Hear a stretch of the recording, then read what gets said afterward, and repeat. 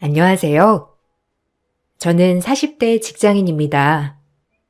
결혼한 지 10년, 그동안 참고 참았던 일들이 터져 결국 남편과 이혼을 했는데요. 속 시원하게 솔로가 되고 나서 이곳을 알게 되었답니다. 그동안 많은 분들의 사연을 들으면서 정말 공감 가는 내용들도 많았는데요. 아마 제 얘기에 공감하실 분들도 많으실 것 같아 이렇게 사연을 적어보게 되었습니다. 저는 양가 넉넉하지 못한 상황에서 결혼을 했어요. 양가 부모님의 보탬 없이 저와 남편의 힘으로만 결혼을 했고, 결혼하고 나서도 내내 돈을 모으고 버느라 아이는 꿈에도 꾸지 못했습니다.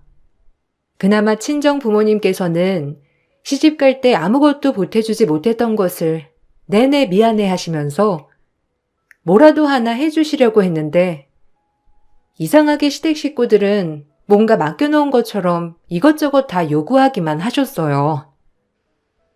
특히나 남편과 저는 둘 다 중견기업에 입사를 했던 상황이었는데, 시모는 결혼하고부터 매번 볼 때마다 시동생들 신부감을 소개해달라고 난리였어요.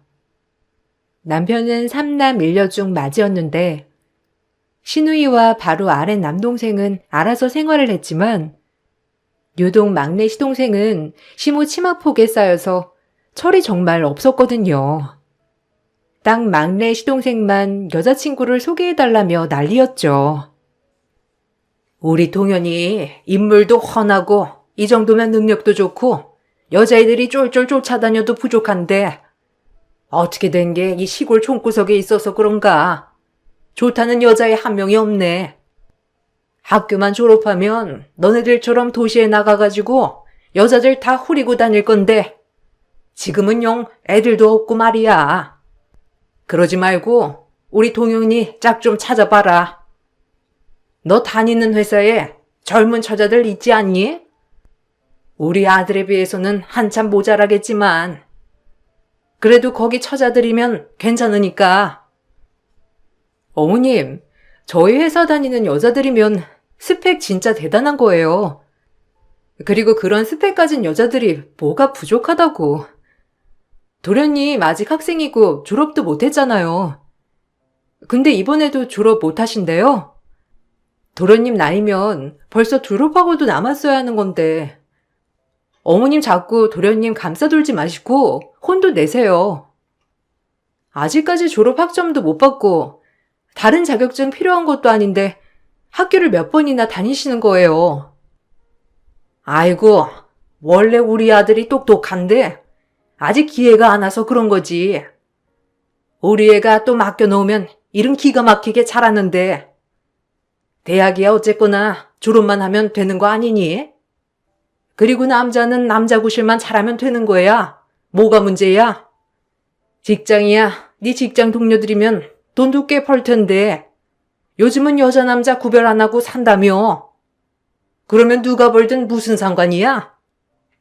우리 애 남자 구실도 잘할 테고 집안 살림하라고 하면 되지. 아이고 어머님, 그런 조건으로 시집을 여자 없어요. 적어도 자기 앞가림은 하고 살아야죠.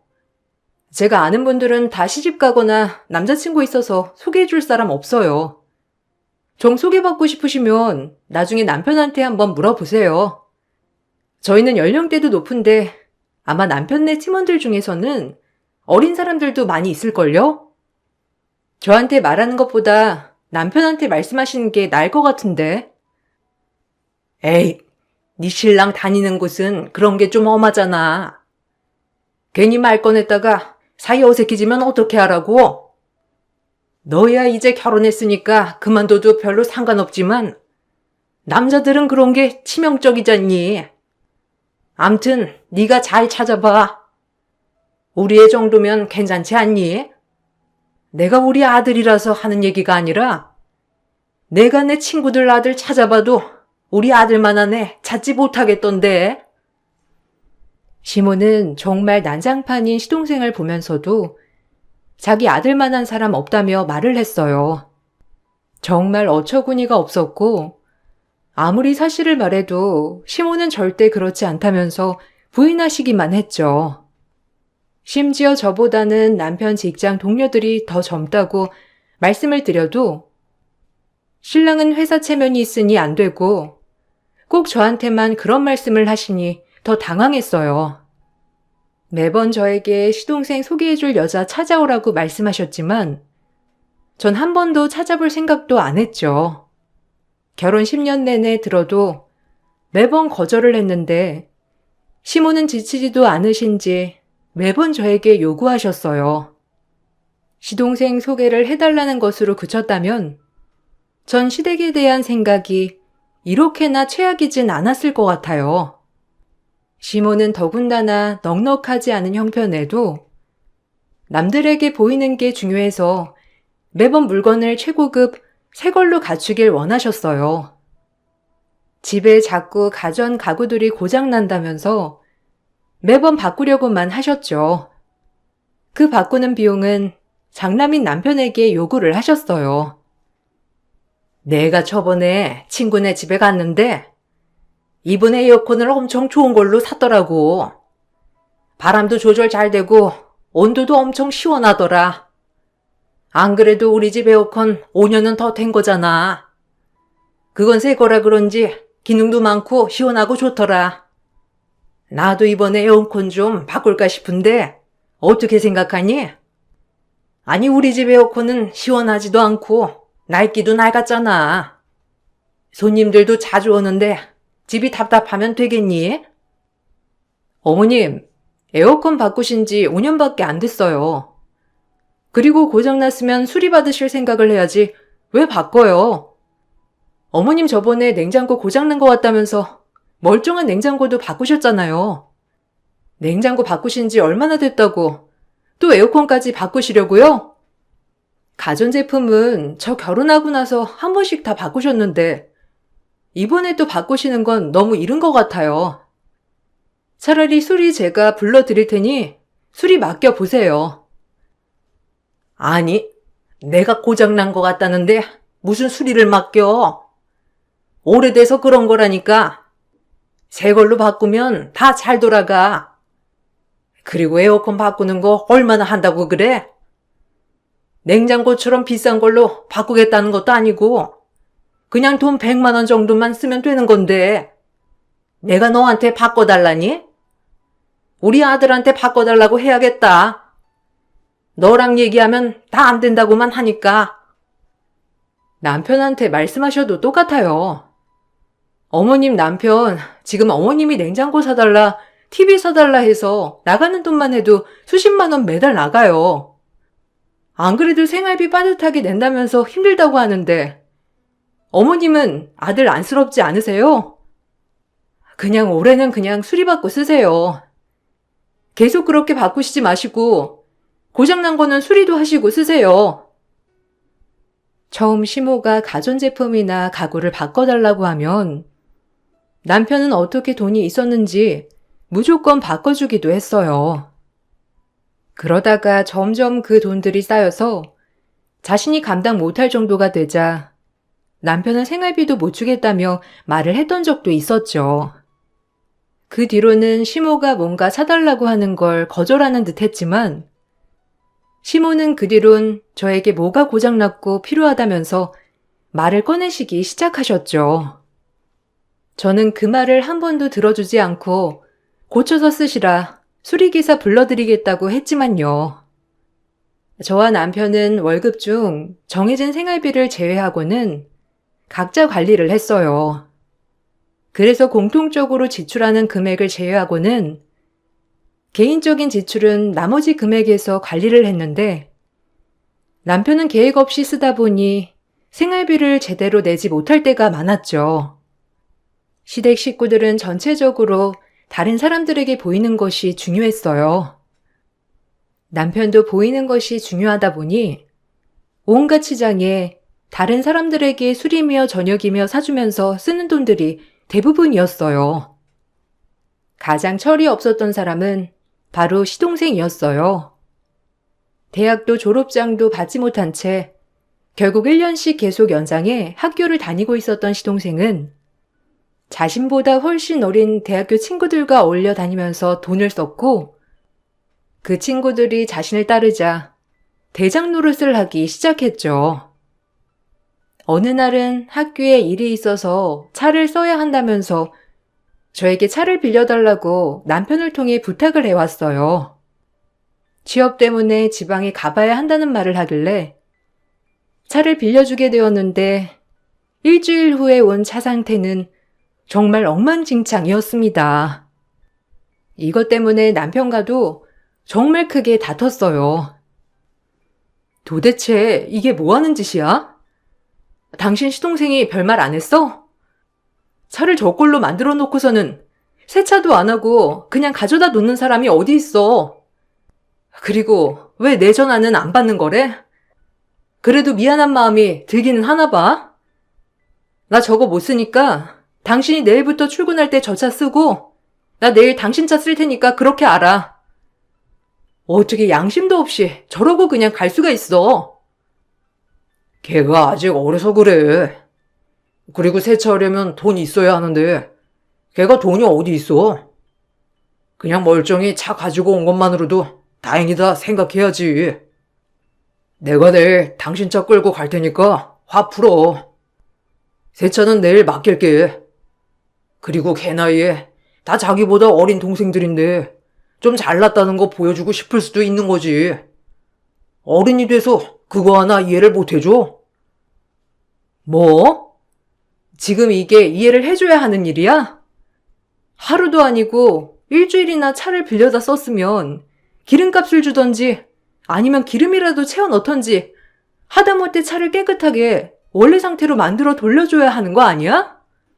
기름은 기름대로 다 써놓고서는 차 안에도 엉망진창해. 밖에도 어디 흙밭에서 굴렀는지 지저분한 상태로 왔는데 내가 화를 안 내게 생겼냐고. 당신 전화라도 해봐. 내 전화는 계속 돌리잖아. 아유, 그만해. 내가 내일 세차 맡긴다고 하잖아. 애가 아직 철없어서 그런 걸 왜 또 전화해서 집안 분란 만들려고 그래? 당신 동생이라고 생각해도 이해를 못하겠어? 당신 가만히 보면 시댁 식구들이라 더 깐깐하게 구는 것 같아. 당신이 동생이 없어서 그렇지. 동생이 있으면 이거 다 이해할 수 있는 문제라니까 그러네. 그냥 내가 차 세차해 줄 테니까 그만하고 화 풀어. 저도 3남매 중에 막내였지만 전 한 번도 오빠 언니 물건을 쓰고서는 엉망으로 돌려준 적은 없었거든요. 똑같이 막내인데도 불구하고 철없이 행동을 하는 걸 보고서는 너무 화가 났는데 남편은 막내라 그럴 수 있는 거라면서 그냥 넘어가자고 하더라고요. 시동생은 끝까지 제 전화는 받지 않았고 결국 차는 남편이 세차를 하고 가져다 주는 것으로 마무리했습니다. 시댁 식구들이 하는 행동들에 대해서 처음에는 그냥 원래 그렇게 살았으니까 이해를 해보려고도 했었어요. 그런데 점점 저희 친정과 비교를 해가면서 왜 자신들에게는 그렇게 해주지 않느냐고 투덜대니 그때부터는 더욱 이해가 되지 않더라고요. 원래는 친정에 갈 때도 시댁에 갈 때도 항상 외식을 했었거든요. 좋은 맛집을 알아보고 가서 같이 식사를 하고 오곤 했는데 친정 부모님은 어딜 가도 항상 맛있다고 칭찬 일색이고 알아보느라 고생했다면서 고맙다 말해 주셨다면 시댁에서는 맛도 없는 곳을 잘도 알아봤다면서 비아냥은 물론 맛없어서 집에 가 밥 먹어야 되겠다고 한 소리 할 때도 많았어요. 그러다 보니 시댁 식구들 만날 때는 항상 매번 가던 곳만 갔는데 남편은 제가 그걸 차별한다고 생각을 하더라고요. 당신 너무한 거 아니야? 솔직히 우리 집이랑 저거에 똑같이 가는데 왜 매번 처가 식구들이랑은 좋은 곳에서 외식하고 왜 우리 집 식구들이랑은 매일 가는 곳만 가는 건데? 우리 집 식구들이랑 갈 때도 저가 식구들이랑 가는 것처럼 맛집도 알아보고 그래야 하는 거 아니야? 그런 거 한 번도 없고 나 말 안 하려고 했는데 해도 너무해서 말하는 거야. 그래? 그럼 당신이 한번 맛집 알아봐. 나는 우리 식구들이니까 입맛도 잘 알고 해서 내가 알아보는 거니까.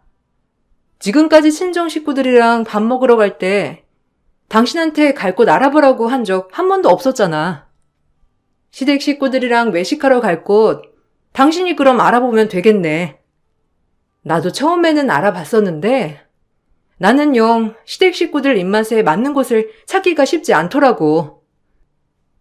내가 어떻게 그런 걸 찾아? 당신이 그런 맛집 같은 거 잘 알잖아. 당신이 한번 찾아봐. 그리고 당신은 제대로 해보지도 않고 왜 그렇게 말을 하는데? 당신 친정 식구들이랑 밥 먹을 때처럼 알아보면 되는 거잖아. 그게 어려워? 당신이 우리 식구들한테 애정이 없으니까 그런 건 아니고, 당신이 관심이 있었으면 우리 식구들이랑 밥 먹을 때도 알아서 알아보고 갔겠지. 뭐? 와, 당신 진짜 황당하다. 나 결혼하고 몇 년을 내가 알아본 식당에 갔었잖아. 기억 안 나? 그런데 매번 갈 때마다 어머님 뭐라고 하셨는데? 맛도 없는데 비싸기만 척 비싸다고 그렇게 한 거 기억 안 나? 그리고 시동생은 뭐라고 했는데?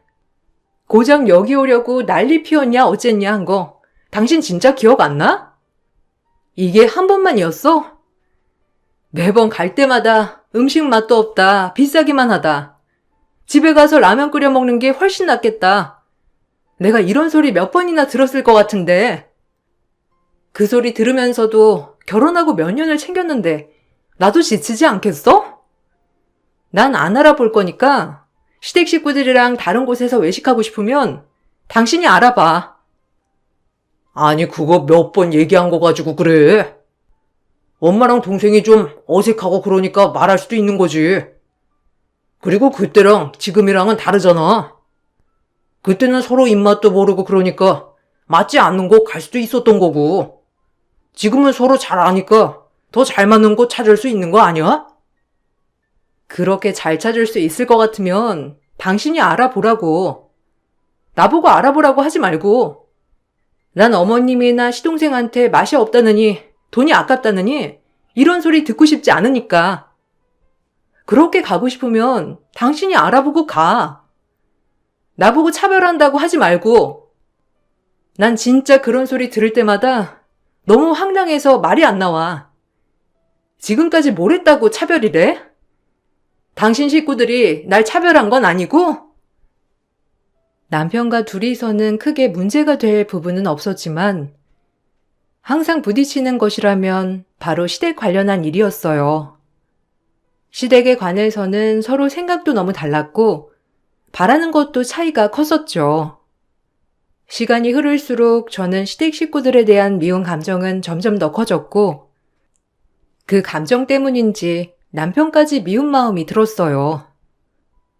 시동생이 겨우겨우 졸업을 하던 날 시모는 어떻게든 막내 아들을 취업시키려고 혈안이 나 있었습니다. 몇 년을 졸업도 못하고 겨우겨우 졸업한 것도 모자라 시동생은 학점도 엉망이었기 때문에 졸업을 하고 나서도 한동안 취업도 못하고 집에만 있었거든요. 그러다 보니 시모가 나서서 아는 사람들에게 취업 자리를 소개해달라고도 하셨는데 당연히 저에게도 취업 자리를 마련해달라는 소리를 하셨어요. 저는 그냥 일반 사원이었을 뿐인데도 저한테 당연하다는 듯이 저희 회사 자리를 준비하라고 하셨어요. 예, 이번에 우리 막내 졸업한 거 알고 있지? 너희 회사에 사무직으로 자리 있지 않니? 그 큰 회사에 자리가 없다는 건 말도 안 되는 것 같고, 우리 아들 거기 취업 좀 하게 자리 하나만 마련해봐. 너 그래도 거기 거의 10년은 다녔으니까 힘은 꽤 있을 거 아니야. 우리 아들 뭐래도 잘할 텐데. 애가 잠깐 방황해가지고 학점 좀 잘 안 나온 거 가지고 취업이 잘 안 되네. 어쨌든 그거 말고는 몸도 튼튼하고 마음도 튼튼하니까 취업 좀 시켜줘라. 어머님, 제가 어떻게 취업 자리를 만들어요? 저 그런 거에 힘 없어요. 제가 무슨 힘으로 사무실에 넣어요? 그런 건 못하고 나중에 공고 뜨면 한번 지원해보는 수밖에 없죠. 근데 기술학과 아니에요? 거기 자격증만 있으면 취업 잘 된다고 하던데? 아직 여기저기 이력서도 안 넣어본 거 아니에요? 거기 같은 과 나온 제 친구는 졸업하기 전에 다른 곳에서 스카우트 들어와서 바로 취업하고 다녔다고 하던데요. 그때랑 지금이랑 같니? 그때는 개나 소나 자격증 딸 수 있었는데 지금은 좀 어려워졌나 보더라고. 공부하는 것 같더니만 엄청 어려웠는지 아깝게 떨어졌나 봐. 그래서 자격증은 못 따고 졸업은 하고 자격증 시험을 다시 본다곤 하는데 1년은 기다려야 한다더라. 어떻게 자격증 시험이 1년에 한 번밖에 없니? 아무튼 네가 왜 자리를 못 만들어? 10년이나 회사 다녔음 거기 한 자리는 꿰차야 하는 거 아니야? 어머님, 그러면 저한테 말씀하시지 마시고 남편한테 말해보세요. 저랑 비슷하게 회사 다녔고 그쪽 회사는 분야도 다양하니까 맞는 직렬 하나는 있겠죠. 저희 쪽이야 거의 사무직이라 맞는 직렬이 없을 수도 있으니까요. 남편한테 부탁 좀 해보세요. 저는 취업시켜드릴 수 있는 힘이 없네요. 걔는 그런 힘은 있겠지만 걔한테 부탁하면 회사에 찍히는 거 아니야? 그러면 좀 그렇잖아. 네가 사장한테 좀 잘 말해봐. 자리 하나 마련해 달라고. 시동생이 있는데 일도 잘하고 몸도 튼튼하고 빠릿빠릿 잘할 거라고. 네가 잘 말하면 사장도 들어주지 않겠어? 시모는 황당하게도 비슷한 연차의 남편에게는 절대로 부탁할 수 없는 일이지만 저에게는 부탁해도 되는 일이라는 식으로 말을 했어요. 남편에게는 회사 내 이미지가 중요하지만 저는 그런 이미지는 안중에도 없이 무조건 사장님에게 부탁을 해보라고 하셨죠. 시모의 태도에서 저는 이 집에서 확실하게 저를 차별하는구나 생각을 했습니다. 결국 시동생은 제대로 된 취업 자리를 알아보지 못했고 동네 작은 공장에 비정규직으로 취업을 하게 되었습니다. 월급도 적었지만 일하는 시간도 많아서 시모가 시동생을 정말 애초롭게 생각을 하셨어요. 저는 시모만 그렇게 가족들을 애초롭게 생각하는 줄 알았는데 시댁 식구들 모두 서로를 정말 끔찍하게 생각을 하더라고요. 행동까지 서로를 생각했다면 좋았겠지만 행동은 개차반으로 하면서 생각만 끔찍하게 생각을 하니 바라보는 삼자의 입장에서는 황당하기 그지 없었어요. 남편의 마음을 알게 된 일이 있었는데 바로 가족 큰 행사가 몇 번 지나고 나서부터였어요. 저는 친정 식구들이 성인이 되고 나서 돈을 벌기 시작하며 개를 시작했어요. 그래서 소소하게나마 한 달에 10만 원씩 같이 꾸준히 모았었는데 그래서 부모님 생신이나 어버이날 같은 행사 때 그때 모은 돈들을 써서 크게 선물도 해드렸었거든요. 남편이 결혼할 때쯤 이걸 정말 부러워해서 남편에게도 시댁 몫으로 따로 저축을 해두라고 한 적이 있었어요. 그래서 남편도 그러겠다고 하니 매달 30만 원씩 모아두라고 원래 모으던 생활비에서 남편은 30만 원을 덜 냈었거든요. 전 그래도 알아서 잘 모아두고 있는 줄 알았어요. 근데 매번 생신이나 행사 때 그 모아둔 돈은 풀지 않아서 결국 공용 생활비에서 지출을 해서 의문이었답니다. 그 의문이 풀리게 되었던 계기가 있었어요. 부모님 결혼 40주년 기념일로 친정 식구들이 모은 돈들로 부모님 해외여행을 보내드린 적이 있었어요. 넉넉하지 않았던 살림이라 부모님께서도 해외여행을 많이 안 가보셔서 정말 좋아하셨는데 남편은 그걸 보고서는 시모도 해외여행을 보내달라고 하더라고요. 와, 장모님, 장인어른은 진짜 좋겠다. 자식들이 돈 모아서 해외여행도 보내드리고 얼마나 행복하실까? 우리 엄마도 우리 키우시느라 지금까지 엄청 고생 많이 하셨는데 우리 엄마도 해외여행 가면 진짜 좋아하실 텐데 우리 엄마는 언제면 저렇게 행복하게 해외여행 마음껏 가실 수 있을까? 그치? 장모님이랑 우리 엄마 동갑이신데 장모님은 진짜 좋겠다. 보내드리면 되잖아. 안 그래도 어머님 내년에는 해외여행 한번 가보고 싶다고 하시지 않았어? 어머님 생신 맞춰서 보내드리면 되겠다. 당신 지금까지 모아둔 돈 얼마나 되는데? 지금껏 어머님 생신날에도 그 돈 한 번 안 써봤잖아. 명절이라고 꺼낸 적도 없었고. 그럼 꽤 많이 모았을 것 같은데? 우리 결혼 10년 차니까 와, 적어도 3천은 모았겠네. 그걸로 어머님 해외여행 보내드리면 되겠다. 와, 그렇게 보내드리고도 한참 남네. 무슨 돈? 나 그거 안 모았는데? 모아두는 돈이 어디 있어? 당신네도 부모님 해외여행 보내드렸으니까 우리도 이참에 보내드리자. 당신 모아두는 돈 있어? 나는 모아놓은 돈이 없는데. 당신 10만 원씩 처가 때 걔 모았으면 다른 돈은 알아서 모아둔 거 아니야? 그걸로 우리 엄마 해외여행 보내드리면 되겠다. 그걸 왜 나한테 말해? 당신 생활비 모으는 돈에서 매달 30만 원씩 따로 모아뒀잖아. 그래서 생활비 같이 모으는 통장에 당신만 30만 원 적게 내는 거 아니었어? 난 그런 줄 알았는데.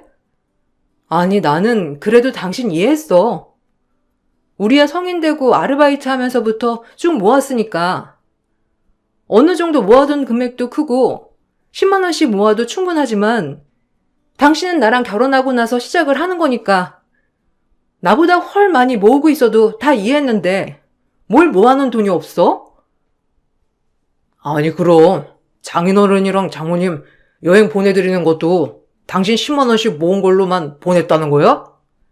에이, 당신 거짓말 하는 거지? 그걸로 보내드리는 건 말도 안 되는 거 아니야? 당신 그럼 통장 내역 보여줘. 나 그거 못 믿겠어. 당신 따로 돈 다 쓴 거 아니야? 진짜 한 푼도 더해서 드린 거 없다고? 진짜 그런 거 없어? 혹시라도 그런 거 나오면 나 진짜 못 참아. 알지? 남편은 모아둔 돈이 없다는 말에 화를 내는 저에게 오히려 발끈하면서 고작 10만 원씩 모은 돈으로 해외여행을 보내준다는 게 말도 안 된다면서 바로 통장을 오픈하자며 화를 냈어요. 저는 당당했기 때문에 거부감 없이 바로 통장 내역을 다 오픈하자고 했죠. 당연히 전 친정에 따로 보낸 내역 없이 한 달에 10만 원 개로 모으는 돈밖에 지출된 것이 없었어요. 꼬박꼬박 생활비 통장으로 입금을 하고 나머지는 따로 저축을 하면서 관리를 하고 있었죠. 전 그래서 남편에게도 통장 내역을 오픈하자고 했어요. 그런데 봤더니 남편은 생활비에서도 30만 원 빠진 걸 개인적으로 쓴 걸로도 모자라서 나머지 돈 역시 모아둔 흔적 없이 모조리 다 썼던 것이었습니다. 당연히 모아둔 돈은 1원도 없었어요. 10년의 결혼 생활 동안 아무런 모아둔 돈이 없다는 것도 황당했지만 그동안 30만 원도 모아두지 않았다는 건 어처구니가 없었어요. 생활비 이체를 하면서 저보다 30만 원 덜 낸다는 생각도 분명 했을 텐데 저에게 사실을 말할 생각도 없었다는 것이었죠. 그런데 얼마 후 남편이 갑자기 돈 관리를 같이 하자고 하더라고요. 전 처음에 자신의 소비 때문에 반성하고 모든 경제권을 저에게 맡기려고 그런 말을 하는 줄 알았어요. 근데 갑자기 그 말을 꺼낸과 동시에 자기가 바꾸고 싶은 차가 있다면서 말을 하더라고요. 내 주변에서는 저 정도 연식되는 국산차 끌고 다니는 사람들 아무도 없어. 저번에 슬쩍 보니까 당신 모아둔 돈 외제차 그냥 하나 살 정도는 모았던데. 나 그걸로 생일 선물 해주면 안 돼? 나도 직급도 있고 나이도 있는데 이제 외제차 하나는 끌고 다닐 수 있는 거잖아. 당신 그렇게 모아봤자 우리 당장 집 살 수 있는 것도 아니고. 기왕이면 폼나게 차 바꿔주는 것도 좋지 않아? 뭔 미친 소리야. 제발 정신 차려. 안 그래도 우리 월급 많은 편도 아닌데 언제 모아서 집 사고 언제 아이 낳을 건데? 우리 결혼 10년이야. 거기다가 난 40대를 바라보고 있는데 지금도 노산인데 언제 계획해서 언제 아이 낳을 거야? 시댁에서도 매달 용돈 달라고 한다며. 당신도 용돈 드리고 싶다면서. 그건 어떻게 드릴 건데? 제발 배부른 소리 그만해. 아니, 우리야 아이가 없어도 그만이고 나중에 낳아도 되는 거 아니야? 요즘은 다 40대 넘어서 아이 낳는다는데 집도 솔직히 지금 있는 집에서 좀 더 줄여도 상관없지. 나중에 집값 떨어지면 지금보다 훨씬 값에 집 살 수 있을 텐데. 거기다가 집에서 무슨 수백만 원 용돈 달라고 하셨어? 당신 지금 모은 거 보니까 우리 충분히 그러면서 살 수 있어. 그러니까 나 지금부터는 정말 아끼면서 살게. 외제차 하나만 뽑아줘. 어? 그 나이 먹고 모아둔 돈 하나도 없는 건 괜찮고? 그건 하나도 안 쪽팔려? 외제차는 무슨? 당신한테는 국산차도 사치야. 솔직히 당신 월급 받고 나서 남는 돈이 얼마나 되는데? 결혼 전부터 사치하고 흥청망청 쓰느라고 빚만 산더미인데 그거 내고 나서는 뭐가 남아? 지금까지 한 푼도 안 모으고 다 써놓고 어떻게 차 사면 아끼겠다는 말이 나오는데? 진짜 한심하다. 아니, 나처럼 성실한 사람이 어디 있어? 지금까지 일 한 번 안 그만두고 성실하게 일하는 사람이 어디 있다고 그래? 내 주변만 해도 일하다가 갑자기 그만두는 애들이 얼마나 많은데. 지금껏 성실히 일한 나는 대단한 거지. 넌 나 같은 남편 둔 거 진짜 복에 겨운 거야. 너 그렇게 나온다 이거지? 나 외제차 안 사주면 너랑 안 살 거니까 그렇게 알아. 남편은 갑자기 저랑 못 살겠다며 집도 나가버렸고 연락도 받지 않았어요. 시댁에 말해보니 시댁에서도 외제차 그까짓 것 하나 사주면 될 것을 일을 크게 만들었다면서 재탄만 하셨죠. 전 너무나 현타가 왔어요. 이런 사람과 이런 시댁과 평생 지내야 한다는 생각을 하니 너무 막막했습니다. 일주일 넘도록 연락도 받지 않고 시댁에서는 저를 탓하며 압박을 해오자 전 더 이상은 어렵다 결심을 했고 헤어지기로 다짐했어요. 그렇게 전 남편에게 이혼소장을 보냈습니다. 소송을 진행한다는 소식을 듣고서야 남편은 부랴부랴 저에게 연락을 해왔어요. 그렇게 저는 남편과 이혼을 했습니다. 당연히 그간 생활비 통장 내역 등 다 존재했기 때문에 각자 모은 돈은 각자가 가지고 가는 것으로 재산 분할을 모두 마무리하게 되었어요. 그렇게 모든 게 끝이 난 줄 알았는데 이혼을 하고 얼마 지나지 않아 갑자기 회사로 시모가 찾아왔습니다. 갑작스럽게 웬일인가 싶어서 만나보니 시모는 저희가 이혼을 한 것조차 모르고 있더라고요. 예, 너는 시어머니가 밥을 먹는지 잠을 잘 주무시는지 아픈 곳은 없는지 뭐 하나 궁금하지도 않니? 어떻게 연락 한 통도 안 할 수가 있어?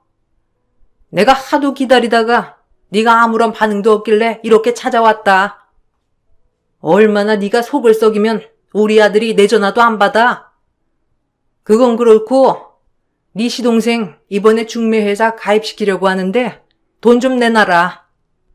거기 가입하는 비용이 어마어마하더라. 네? 갑자기 웬 중매회사예요? 중매회사 가입은 한대요? 어머님, 거기 돈 내고 가입하시려고요? 아니, 그나저나 남편이 한 번도 연락 안 했어요? 저희 얘기는 한 번도 못 들으신 거예요? 무슨 얘기해? 아, 너네 싸웠단 거? 그건 들었지. 근데 그게 몇 달 전 얘긴데 아직도 하고 있어? 아직도 싸우냐? 어쨌거나 그건 너네 사정이고. 그렇다고 시댁이 이렇게 함부로 하는 건 말도 안 되는 거 알고 있지? 괘씸하게. 원래 부부는 싸우면서 지내는 거야.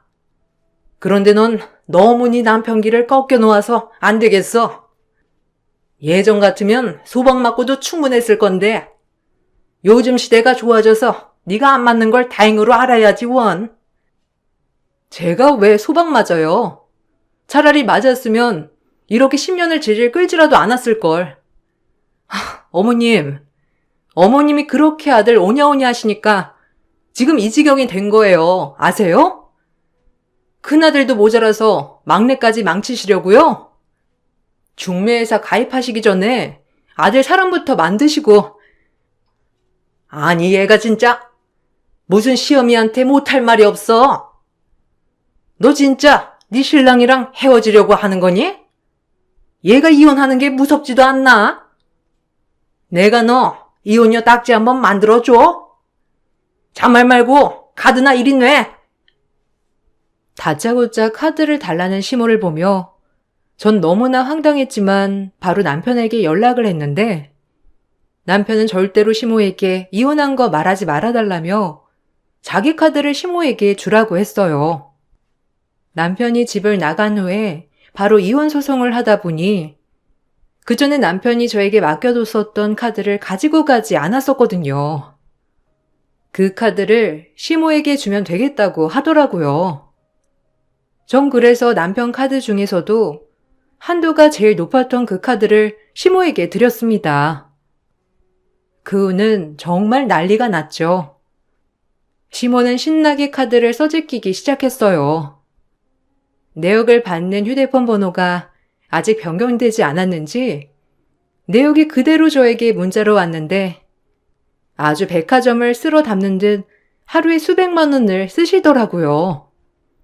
새벽까지 올리던 카드 사용처를 보니 시동생인지 유흥주점에까지 100만 원이 넘는 사용 내역이 들어와 있었습니다. 전 이 사용 내역을 모두 캡처해 남편에게 보내주었어요. 안 그래도 빈털터리로 쫓겨나듯이 이혼한 남편이 이 사실을 알게 되면 분명 두 사람은 난리가 날 거라 생각을 했죠. 너네 둘 이제 먼지나게 맞을 준비해 생각을 하고 있었는데 역시나 시모는 다음날 바로 저에게 연락을 해 오셨습니다. 너희 진짜 이혼했니? 너 지금 나한테 준 게 네 카드가 아니라 우리 아들 카드였어? 세상에 이런 못된 짓을 하다니. 네가 정말 사람이니? 어떻게 나를 감쪽같이 속이고 이런 짓을 벌일 수가 있어? 네 카드가 아니었으면 내가 왜 그렇게까지 썼겠니? 어떻게 우리 아들을 한 푼도 없이 그 집에서 쫓겨낼 생각을 해? 내가 너 두고 볼 줄 알아? 두고 보지 않으면 어쩌실 건데요? 그간 제 돈도 아주머니 돈처럼 펑펑 써제켜 놓고서는 이혼하고서도 그러실 줄 알았어요? 한 푼도 없이 쫓겨난 건 제 탓이 아니고 당신 아들 탓이에요. 10년 동안 생활비도 적게 내, 돈도 펑펑 다 써. 제가 정한 게 아니라 법원에서 그거 정한 거라고요. 아세요?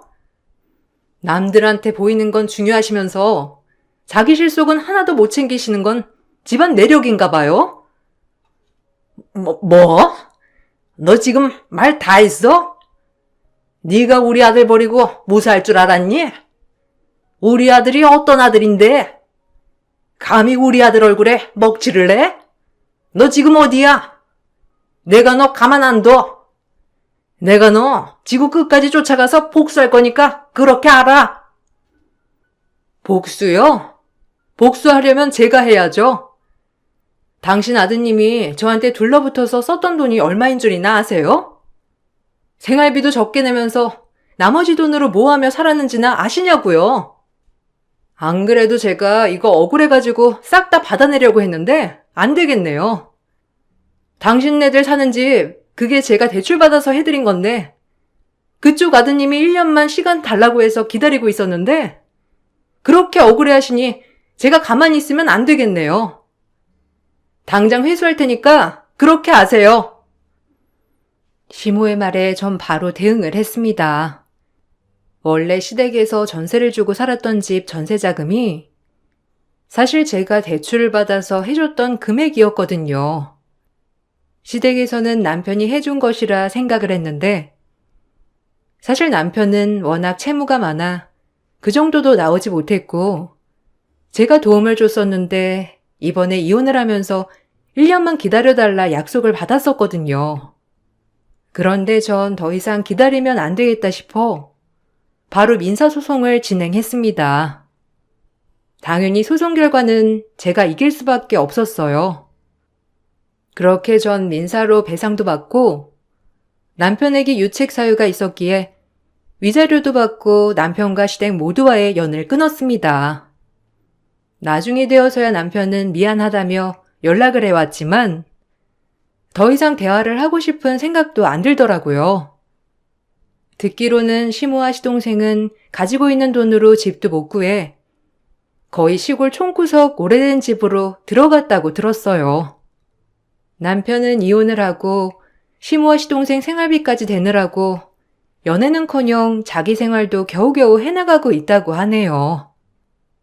저는 오히려 이혼하고 나서 제 삶을 찾은 것 같아요.